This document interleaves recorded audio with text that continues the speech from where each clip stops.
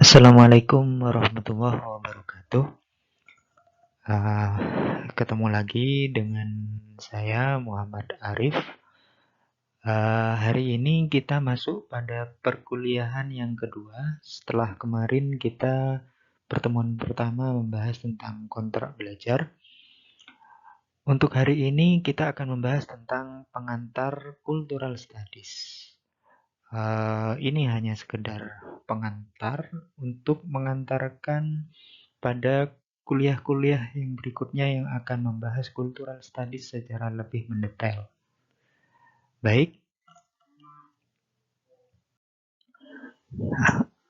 secara lebih jauh, pada perkuliahan kita yang pertemuan kedua ini, kita akan membahas tentang apa makna cultural studies.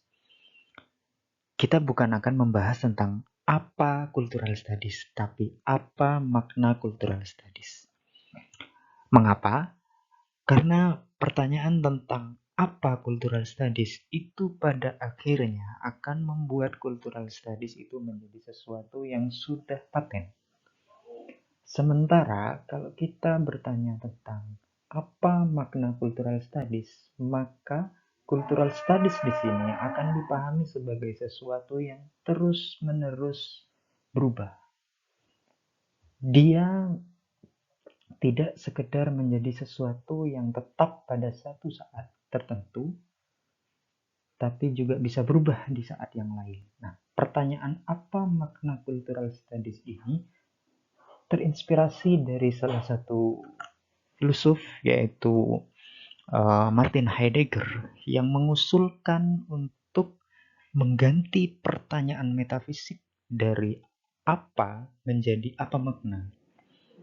Nah, di sini yang ditanyakan itu kemudian cultural studies bukan sebagai sesuatu yang ada, tapi sebagai sesuatu yang berada.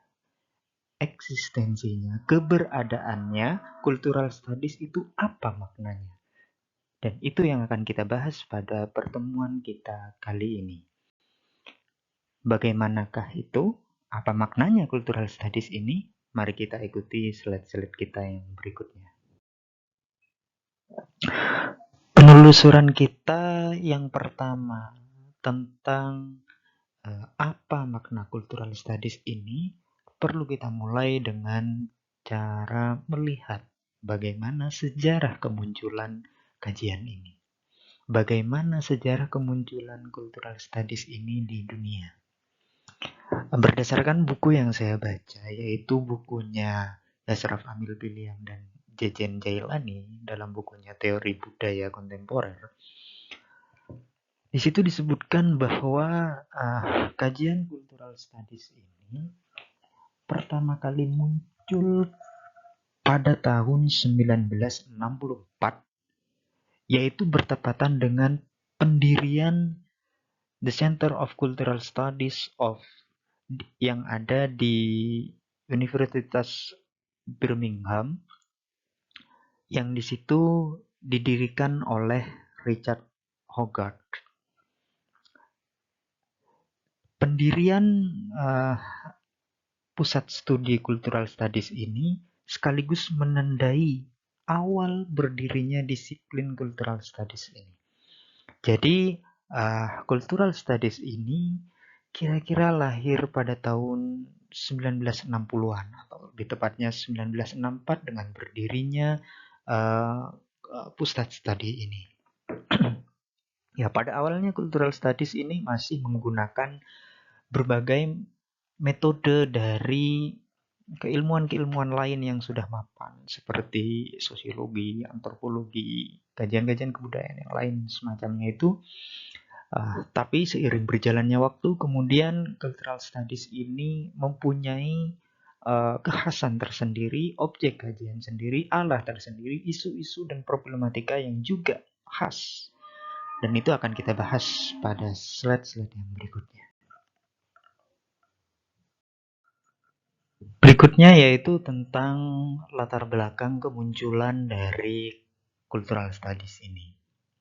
Sebagai sesuatu yang eksis di dunia, maka Tentu saja ada banyak hal atau ada banyak sekali yang melatar belakangi kemunculan cultural studies ini di dunia.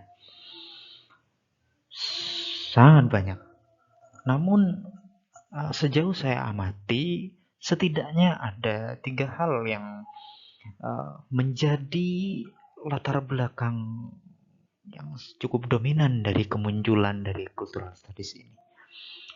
Yaitu pertama kritik, kedua emansipasi, dan yang ketiga pelengkap. Kajian kebudayaan ini, cultural studies ini muncul karena dilatar belakangi kritik atas teori-teori besar kebudayaan yang selama ini ada, yang selama ini hanya mencangkup wilayah-wilayah fenomena besar kebudayaan saja, seperti peradaban dan semacamnya. Kemunculan teori-teori besar kebudayaan ini yang hanya melingkupi wilayah-wilayah besar tersebut tidak lain karena kajian kebudayaan selama ini dipengaruhi oleh kajian-kajian positivistik yang hanya menghargai sesuatu yang empirik, sesuatu yang rasional, sesuatu yang tidak masuk akal, maka ia tidak menjadi bagian dari kajian itu. Inilah yang dikritik oleh kemunculan dari cultural studies ini. Teori-teori kebudayaan yang sudah ada selama ini hanya mencakup teori-teori yang besar saja, mengabaikan hal-hal yang di luar rasio. Padahal di dunia ini ada banyak sekali sesuatu yang terjadi di luar nalar. Yang berikutnya yaitu latar belakang kemunculan cultural studies ini dilatar belakangi oleh spirit emansipasi. Selama ini, seiring sebagaimana yang saya katakan barusan, kajian-kajian kebudayaan itu hanya melingkupi sesuatu yang besar. Sehingga sesuatu yang pinggiran itu kemudian termarginalisasi. Nah, perkembangan cultural studies ini adalah sebagai sebuah gerakan pembacaan ulang terhadap kebudayaan-kebudayaan atau teori-teori kebudayaan dominan yang sudah mapan itu. Pembacaan ini dilakukan tidak lain dalam rangka mendapatkan ruang hidup bagi berbagai bentuk ekspresi dan pengakuan sub-sub kebudayaan yang selama ini berada di dalam penjara marginalisasi yang dilakukan oleh kebudayaan-kebudayaan dominan. Perlawanan ini dilakukan dalam bentuk yang simbolik. Sehingga cultural studies mengembangkan berbagai strategi subversi semiotik atau dekonstruksi kultural untuk mendapatkan ruang bagi permainan bebas tanda, bagi pemaknaan baru, dan kebebasan berekspresi. Emansipasi terhadap budaya-budaya marginal atau budaya-budaya pinggiran ini adalah salah satu alasan mengapa cultural studies itu ada. Alasan lain dari kemunculan kajian kebudayaan ini adalah sebagai pelengkap. Selama ini, sebagaimana saya tadi sudah singgung di awal, yaitu di bagian kritik, mengatakan bahwa teori-teori besar kebudayaan itu tidak mampu untuk mengcover keseluruhan dari kebudayaan. Maka karena mereka itu hanya terfokus kepada sesuatu yang rasional saja. Padahal dalam realitas kebudayaan itu tidak hanya terdiri dari sesuatu yang rasional saja, sistematis dan semacamnya. Ada beberapa gejala kebudayaan yang sumbernya itu hasrat, libido, hasad yang irasional, histeria, dan semacamnya. Seperti konsumsi, hasrat cari panggung demi identitas diri, dan semacamnya. Hal-hal itu tidak mampu untuk dikaji oleh kajian-kajian kebudayaan yang sudah lampau. Kajian kebudayaan yang sudah lampau itu hanya mampu mengcover wilayah-wilayah yang mereka anggap rasional. Untuk itulah kemudian muncullah cultural studies sebagai pelengkap teori-teori besar kebudayaan yang selama ini hanya mampu mengcover wilayah itu. Jadi dia tidak seperti antropologi atau sosiologi yang hanya membahas sesuatu yang besar saja, tapi juga membahas sesuatu yang sifatnya di luar rasio, sesuatu yang irasional seperti konsumsi tadi, iklan, histeria dan seterusnya. Jadi untuk melengkapi itulah kemudian muncul kajian cultural studies. Jadi di sini setidaknya ada 3 hal yang latar belakangi kemunculan cultural studies. Yang pertama, kritik atas teori-teori kebudayaan besar yang selama ini tidak mampu mengcover seluruh dimensi dari kebudayaan. Yang kedua adalah emansipasi terhadap sub-sub kultur yang selama ini marginal, yang selama ini dianggap sebagai sesuatu yang sepele, diremehkan, didominasi oleh kebudayaan-kebudayaan besar untuk mengemansipasi mereka. Dan yang ketiga adalah sebagai pelengkap, melengkapi kajian-kajian kebudayaan yang selama ini tidak mampu untuk menyentuh hal-hal yang di luar rasio, di luar sesuatu yang sistematis. Jadi itulah kira-kira yang melatar belakangi kemunculan dari cultural studies. Berikutnya kita akan membahas tentang tradisi-tradisi apa saja yang selama ini mempengaruhi perkembangan cultural studies. Sebagaimana juga hal yang melatar belakangi kemunculannya tadi yang sudah saya sebutkan itu, hal-hal yang mempengaruhi kemunculan cultural studies itu juga sangat banyak, juga begitu kompleks, karena para pemikir, pengkaji, dan pembelajar cultural studies ini telah dan akan selalu terlibat baik secara ideologis, akademis, maupun secara praktis dengan berbagai gerakan intelektual dan keilmuan. Sehingga tentu saja hal-hal yang mempengaruhi dan akan mempengaruhi, telah dan akan mempengaruhi cultural studies ini sangat kompleks, sangat banyak. Namun, demi kepentingan penyederhanaan penyampaian dan karena alasan melihat pengaruh-pengaruh yang selama ini cukup dominan mempengaruhi cultural studies itu, maka pada kesempatan ini saya akan memunculkan setidaknya 5 hal yang selama ini turut memberikan pengaruh dan juga dipengaruhi terhadap perkembangan cultural studies. 5 hal itu adalah yang pertama kulturalis, kedua sosiologi, ketiga marxisme, keempat strukturalisme, dan kelima poststrukturalisme. Yang pertama kulturalis.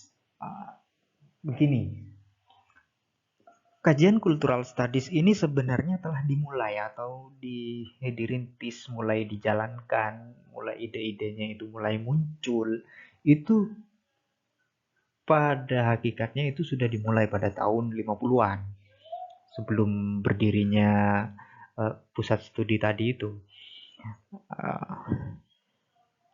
Mereka pada tahun 50-an ini kelompok kulturalis yang mengembangkan kajian cultural studies.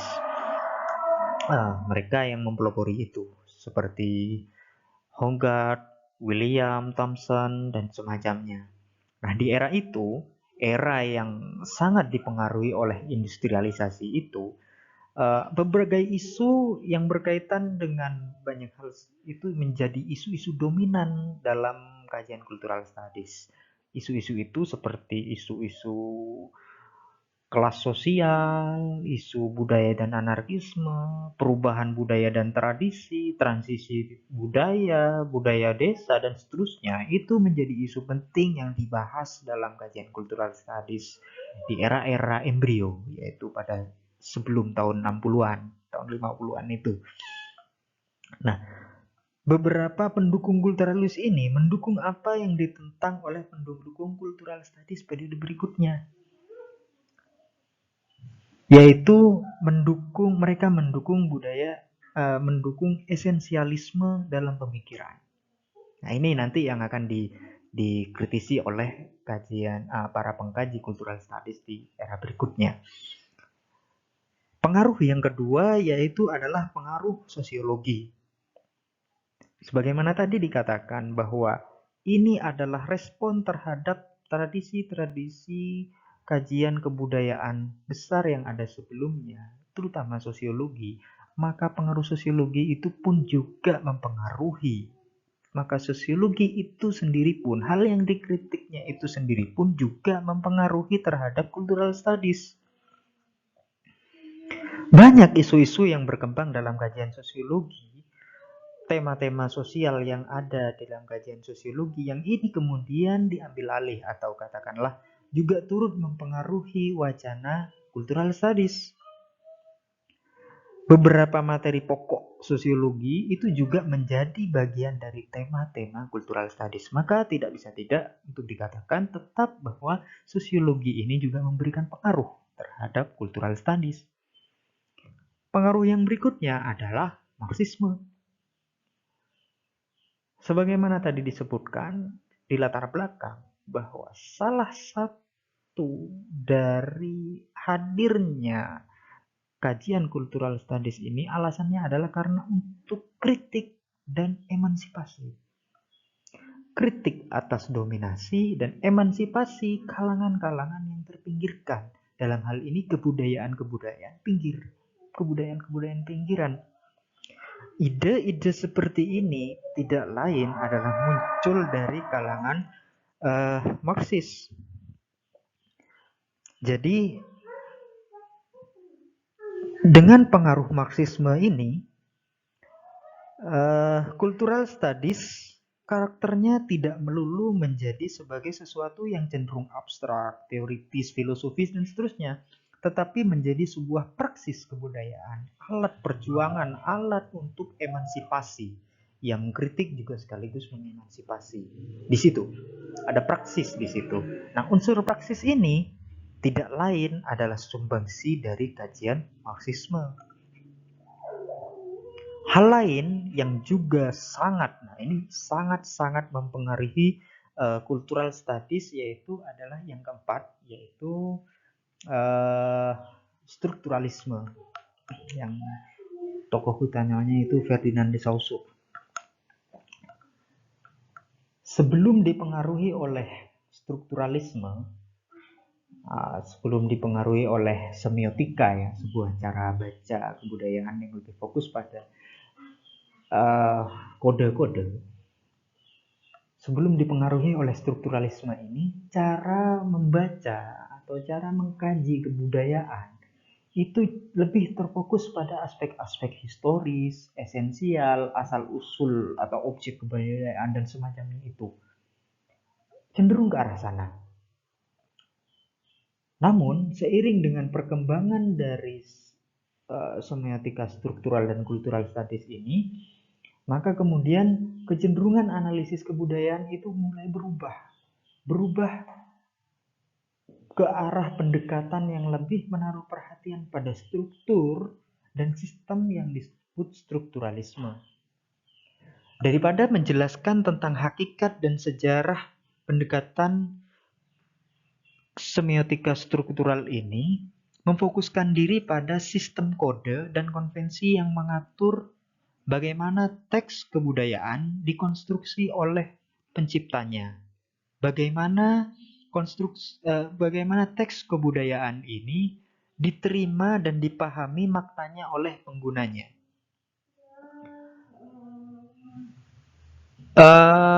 Penggunaan semiotika struktural dalam cultural studies ini tidak hanya sebatas sebagai alat pemahaman atau pembongkaran kode-kode dan konvensi di balik objek kebudayaan, tetapi juga sebagai pendekatan dalam mengkonstruksi tanda dan makna di dalam proses penciptaan sebuah objek kebudayaan.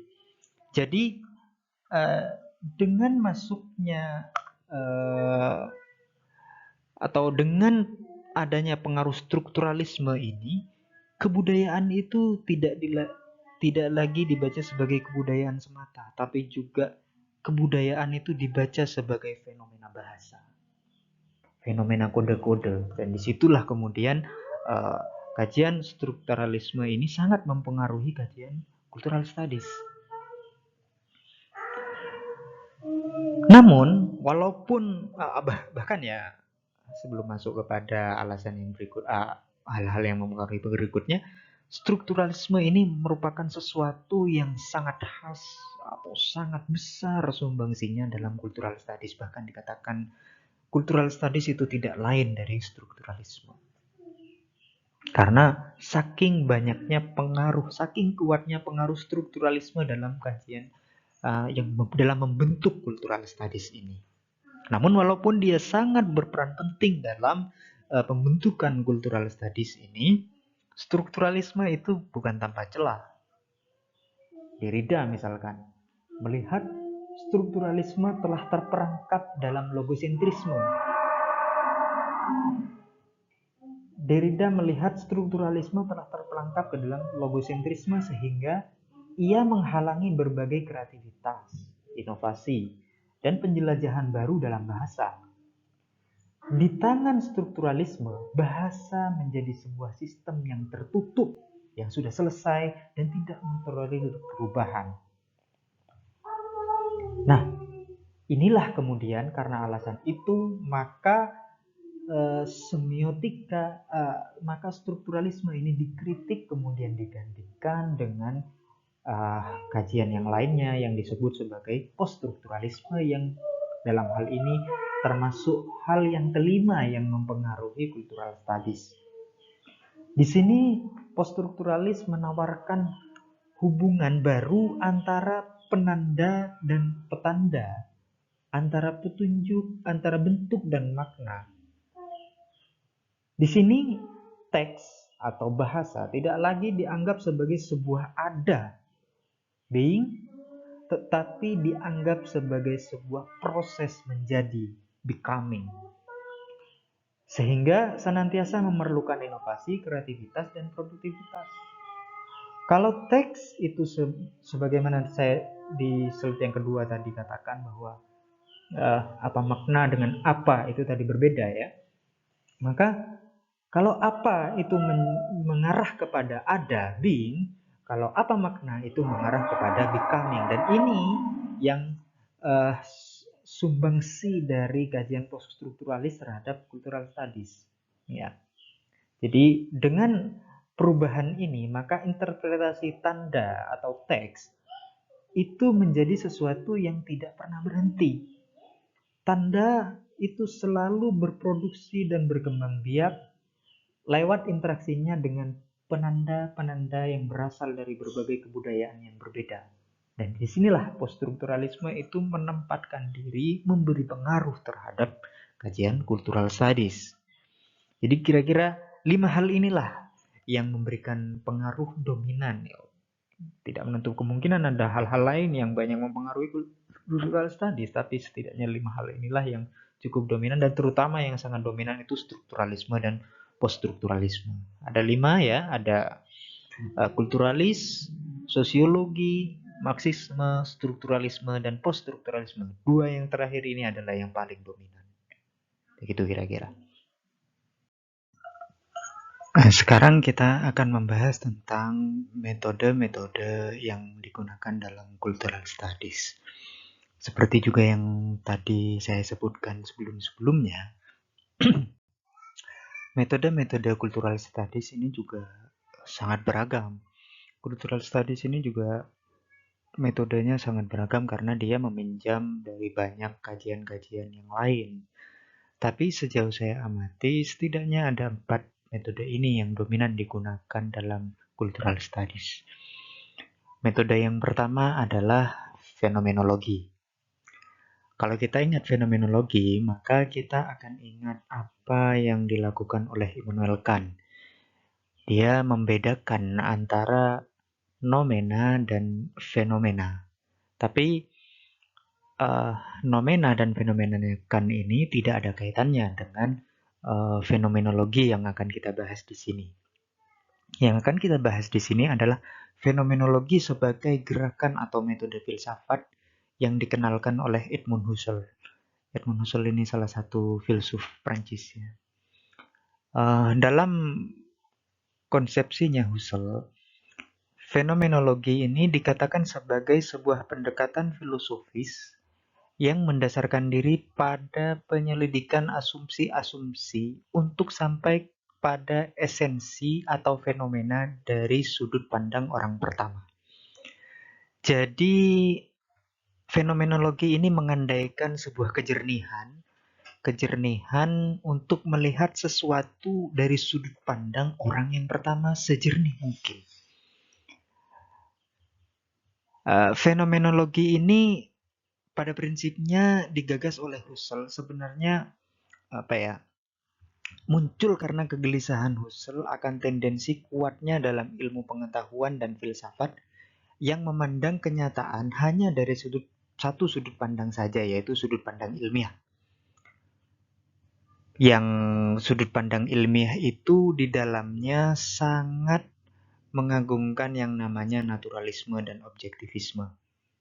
Menurut Husserl, naturalisme dan objektivisme telah mengaborsi eksistensi kesadaran sekaligus segi luar yang tidak melihat bahwa kesadaran manusia itu mampu memberi makna pada kenyataan. Nah, ini yang ditinggalkan oleh naturalisme dan objektivisme.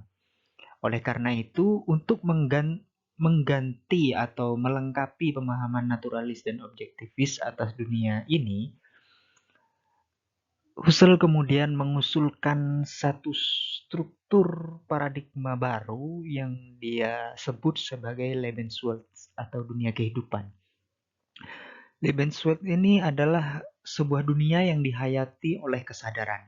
Kesadaran di sini yang dimaksud adalah bukan dunia real atau kategori-kategori dunia real menurut kategori-kategori filosofis sebagaimana tampil dalam realisme dan idealisme ya. Tapi dunia yang dimaksud di sini, Lebenswelt yang dimaksud di sini adalah dunia asali. Dunia yang belum terbestarisasi oleh tafsir atau pengetahuan filsafat yang sudah ada, belum tercemari oleh itu. Atau Lebenswelt ini adalah dunia asli, dunia asali, dunia yang belum terkontaminasi oleh praduga-praduga, belum terkontaminasi oleh definisi-definisi filsafat dan seterusnya. Jadi Lebenswelt ini adalah dunia yang jernih, dunia pada asalnya. Nah, untuk sampai kepada dunia pada asalnya ini, langkah yang ditawarkan oleh Husserl adalah epoche atau reduksi. Secara sederhana, epoche ini katakanlah menyakukan pandangan kita. Misalkan, saya ingin mengkaji masyarakat Dayak. Saya sebagai orang yang berasal dari suku Madura, misalkan, akan mempunyai pandangan yang negatif terlebih dahulu karena pernah ada trauma antara masyarakat Dayak dengan masyarakat Madura. Stigma-stigma negatif pasti bersarang dalam pemikiran saya. Maka ketika saya ingin mengkaji orang Dayak atau kebudayaan Dayak, itu harus lebih dulu disakukan. Pandangan-pandangan kita yang sudah ada sebelumnya itu harus diletakkan lebih dahulu, disakukan, ditaruh dulu untuk kemudian membaca masyarakat Dayak secara betul-betul murni tanpa ada tanpa ada pemikiran-pemikiran sebelumnya untuk membentuk itu.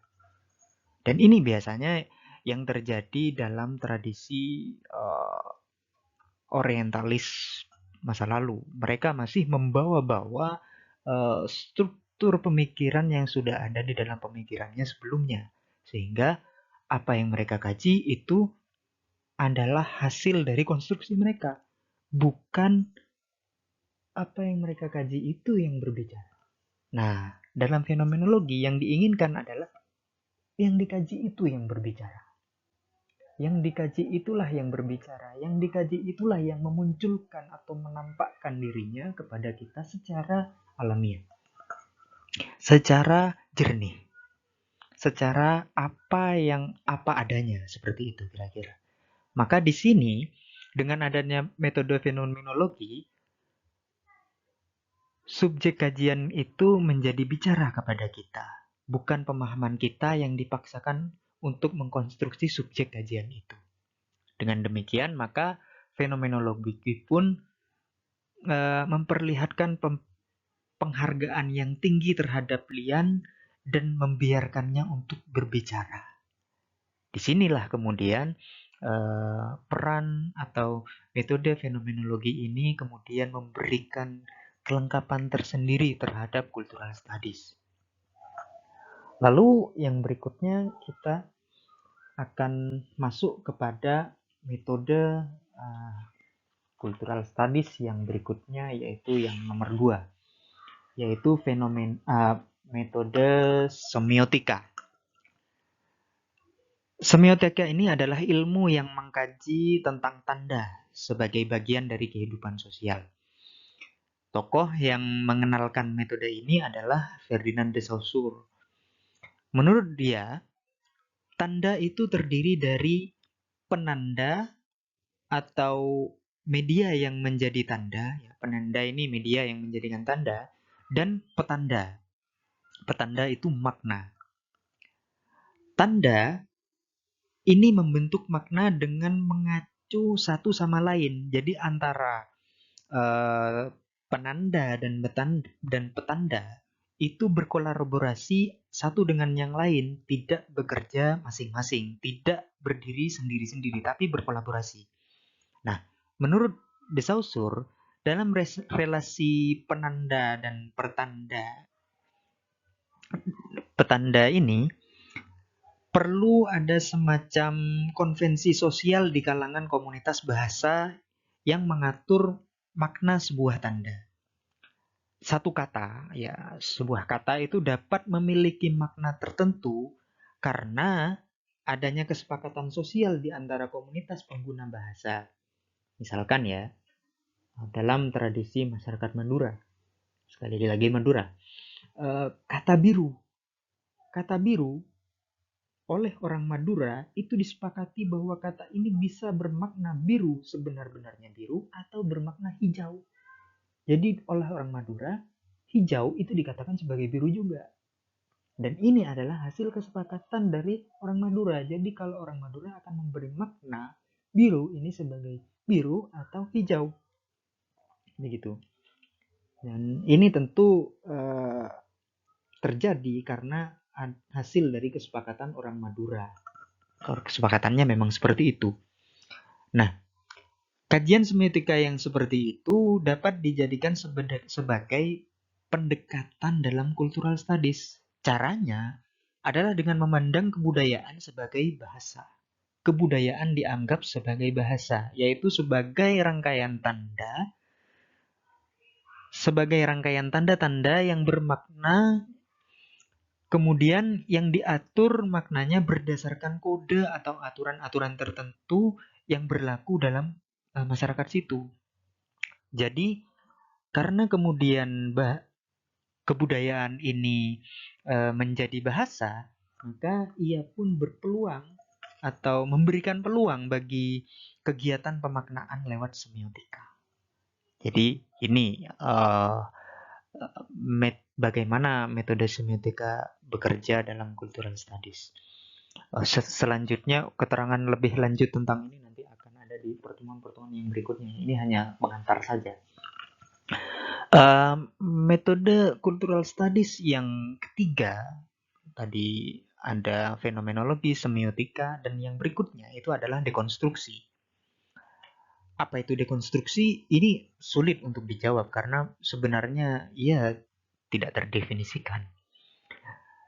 Namun dalam rangka untuk memudahkan pemahaman bagi kita semua, saya akan coba menghadirkan pendapat Barbara Johnson sebagaimana yang saya baca dari bukunya Mas Fayat tentang dekonstruksi. Menurutnya, menurut Barbara Johnson, dekonstruksi itu adalah strategi mengurai teks. Jadi, istilah dekonstruksi ini sebenarnya lebih dekat kepada pengertian etimologis dari kata analisis daripada kata destruksi.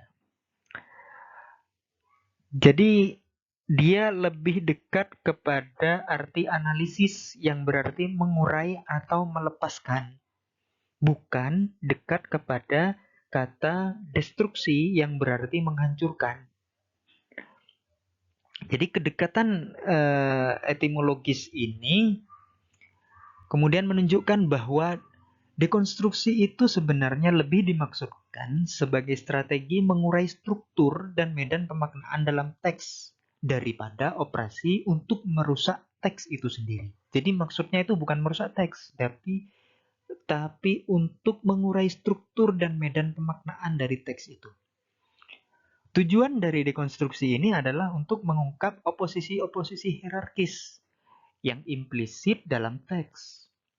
Jadi, jika sebuah teks itu didekonstruksi, yang dihancurkan itu bukanlah makna dari teks itu sendiri, tetapi klaim bahwa satu bentuk pemaknaan terhadap teks lebih benar dari pemaknaan lain yang berbeda.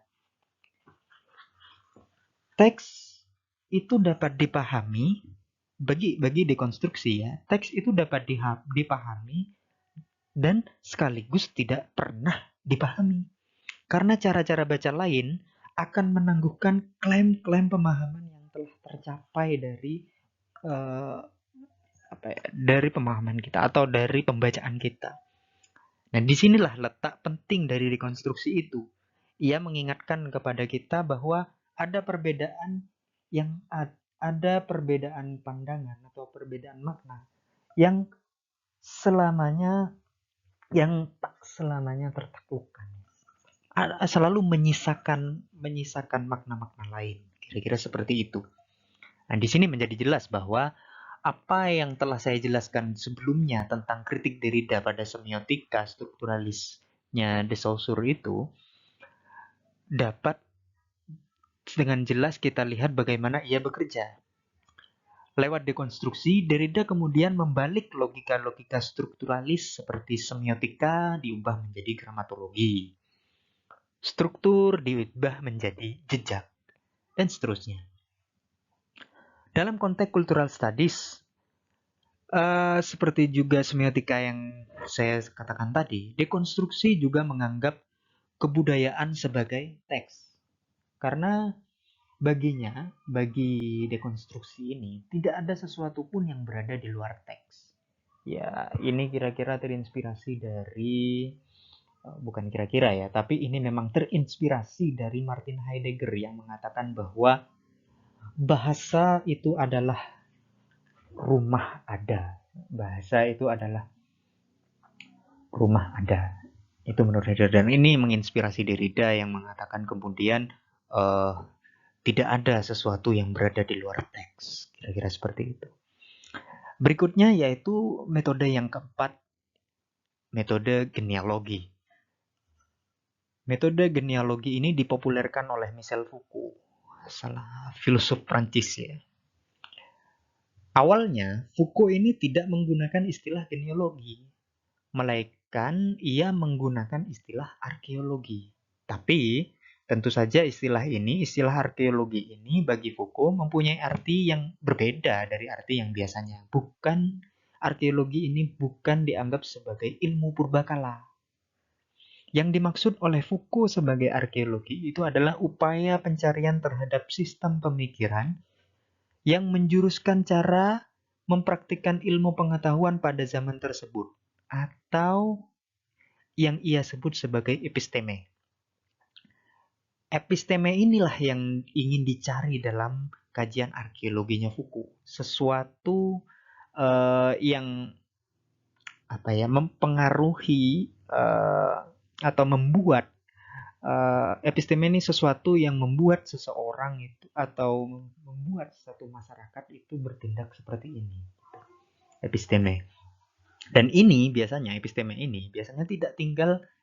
tinggal implisit dan tidak perlu sama dengan teori pengetahuan eksplisit yang terdapat pada zaman itu. Ya bisa saja dia tersembunyi dalam pinggiran, tidak berada di pusat dan seterusnya.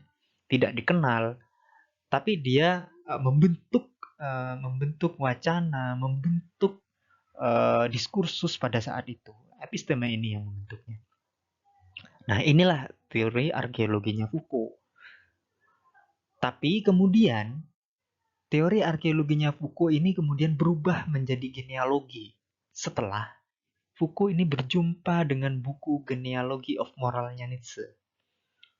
Sejak itu kemudian dia memilih untuk menggunakan istilah genealogi daripada arkeologi. Dia membaca bukunya Nietzsche tentang genealogi moral itu, kemudian dia tersadarkan dan dia kemudian mengganti istilah arkeologi dengan menggunakan istilah genealogi. Pada prinsipnya sebenarnya sama, tetapi dari segi pemahaman keduanya sedikit berbeda, ada sedikit perbedaan. Foucault kemudian dalam genealoginya ini kemudian menambahkan signifikansi relasi kuasa yang membentuk sejarah daripada membentuk sejarah episteme itu ya. Relasi kuasa yang membentuk episteme itu. Kemudian eh, pemikiran atau pengetahuan pada satu masa itu tidak lain adalah produk dari relasi kuasa yang terjadi pada masa itu. Menurut Foucault demikian. Dalam pengertian ini, genealogi kemudian tidak berpretensi untuk kembali kepada masa lalu dengan tujuan untuk memulihkan sebuah kontinuitas yang tidak terputus. Justru sebaliknya, genealogi berusaha mengidentifikasi hal-hal yang menyempal, mengidentifikasi penyimpangan-penyimpangan yang kecil. Genealogi kemudian memfokuskan diri pada retakan-retakan, pada kondisi-kondisi sinkronik, dan pada tumpang tindihnya pengetahuan yang bersifat akademis dengan kenang-kenangan yang bersifat lokal. Relasi kuasa yang disembunyikan secara apik di dalam struktur wacana melalui metode genealogi ini kemudian ditelanjangi sampai tidak ada lagi struktur kekuasaan, entah itu kuasa bahasa, media, aturan, atau hukum, yang tersembunyi lagi di balik wacana itu. Semuanya kemudian disingkap oleh metode genealogi ini, oleh kajian genealogis. Berbagai relasi dan praktek wacana sehari-hari yang selama ini dianggap biasa saja, tidak bermasalah, dianggap is okay gitu. Kemudian dibaca secara kritis oleh genealogi dan ditelanjangi atau ditampakkan berbagai macam problem relasi kuasa yang tinggal di dalam wacana itu. Entah itu di dalam bahasa, kekuasaan, hukum, atau aturan. Dalam pengertian ini maka jelas bahwa genealogi itu merupakan metode yang sangat dibutuhkan oleh cultural studies. Misi emansipasi, sebagaimana saya sebutkan di awal tadi, yang membinani lahirnya cultural studies dapat dengan mudah melenggang menjadi nyata dengan menggunakan metode genealogi ini. Kira-kira seperti itulah metode genealogi. Jadi ada 4 metode dominan di dalam cultural studies, yaitu fenomenologi, semiotika, dekonstruksi, dan genealogi. Itu terakhir, ini saya sajikan rujukan yang saya pakai untuk membuat presentasi ini supaya tidak dianggap supaya tidak dianggap sebagai sebentuk plagiasi, karena bagaimanapun saya mengambil inspirasi dari buku-buku ini untuk menjelaskan pengantar cultural studies yang saya katakan di atas. Itu dari saya, kurang lebihnya mohon maaf. Assalamualaikum warahmatullahi wabarakatuh.